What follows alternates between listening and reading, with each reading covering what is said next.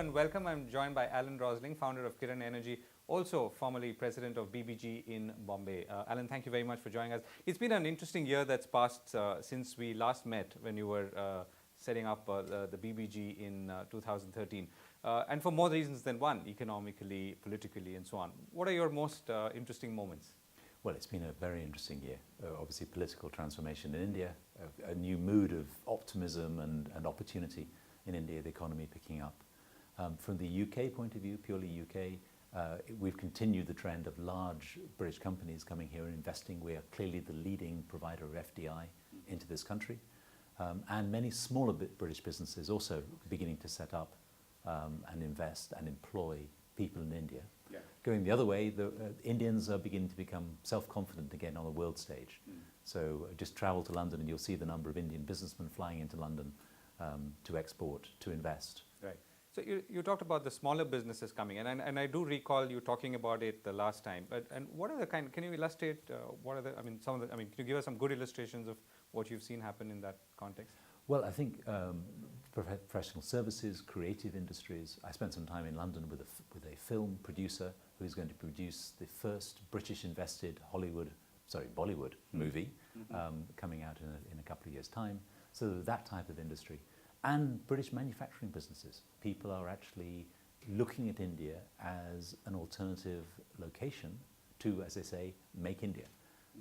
As China becomes more expensive, as the RMB increases in price, manufacturing of many products, whether it be bespoke goods, engineered goods, which traditionally India has been very good at, or even now long-running assembled goods, India is becoming more attractive. So with a push from the government to take away the things that has held India back in the manufacturing field, I think it's very exciting. Right. So a push on skills, an addressing of the labor laws, a look at the logistics system because you want to import your components and you want to export your finished goods, and the infrastructure to make it all happen.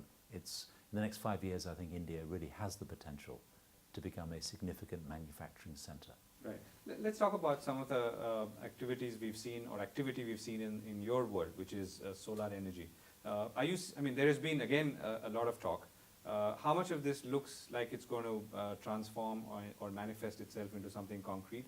And to what extent can that be a symbol of what might lie ahead for other British investors or investors in general? Yeah. Solar, there's a lot of talk. I mean, you're right to say talk, and converting talk into action sometimes is an issue in many countries, but particularly India, where we're very good at talking. But I think the government is determined.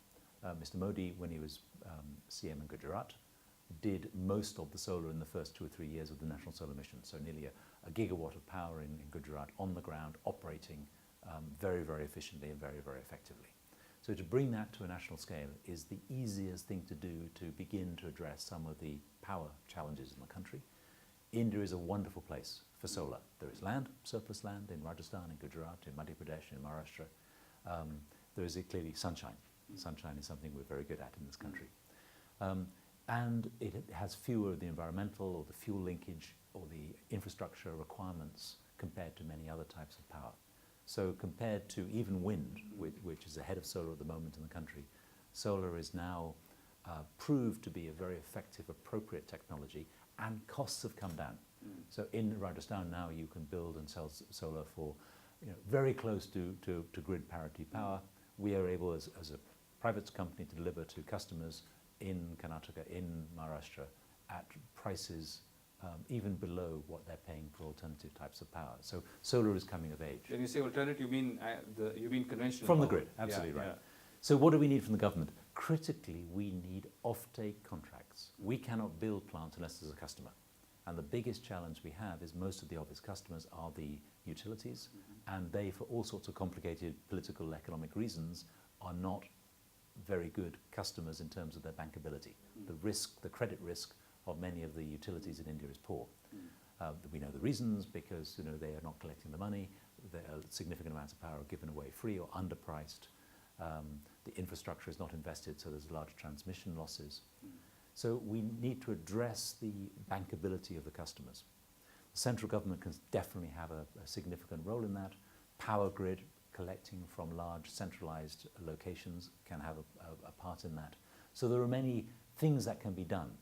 And with this government, with the majority and with the political will and the commitment of the country to address the power crisis, solar, I think, has a very, very exciting future in India.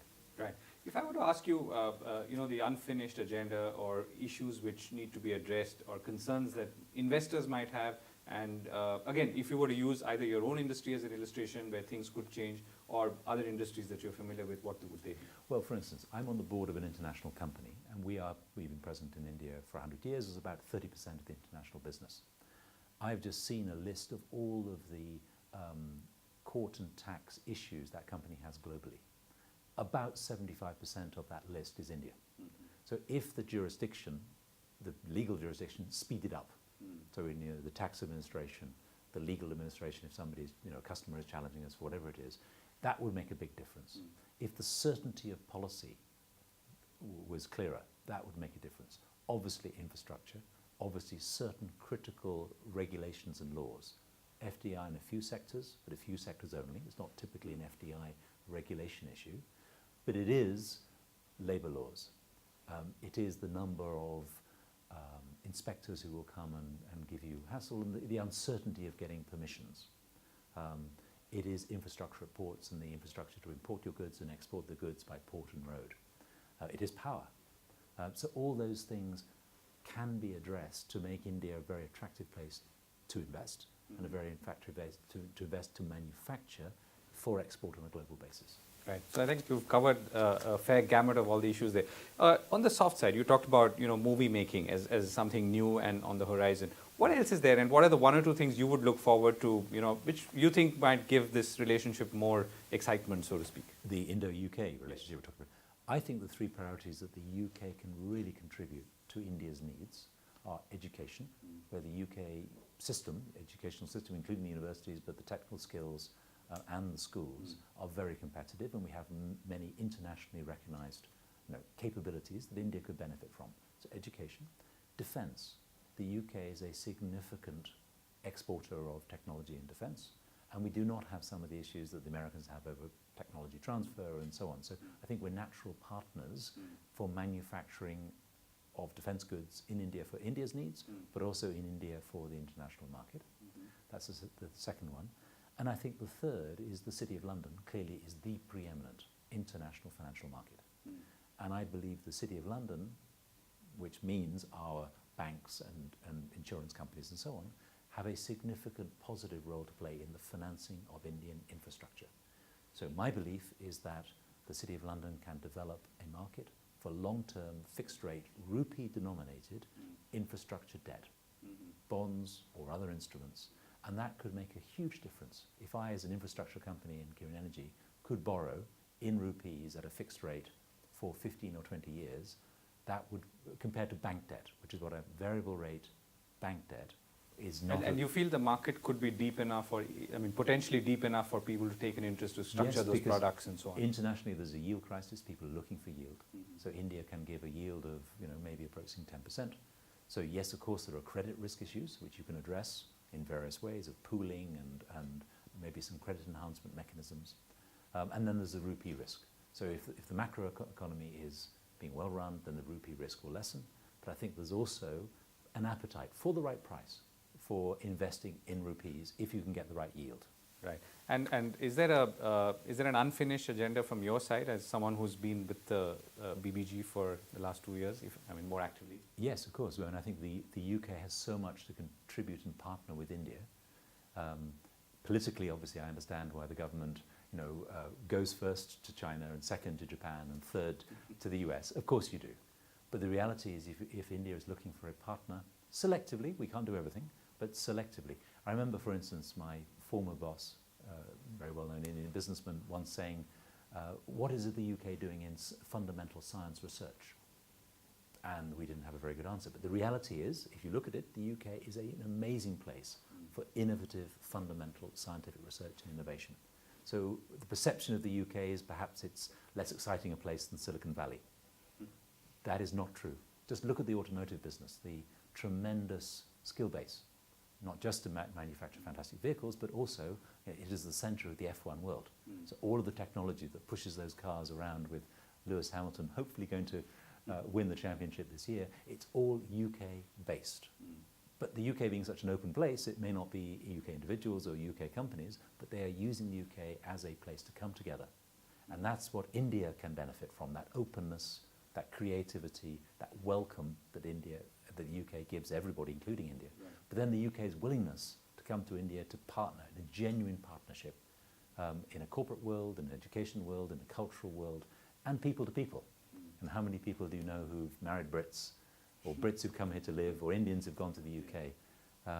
So it's no longer a relationship about the past. It's no longer a relationship about cricket, you know, or the BBC, or just about Oxford and Cambridge. It's a multifaceted, deep, complicated, dynamic, growing relationship of business, people, culture. And F1, I think, is a very apt metaphor to end on, because it signifies all the right things in terms of speed and excellence and diligence and so on. Thank you very much, Alan, for speaking with us. Thanks, Govind.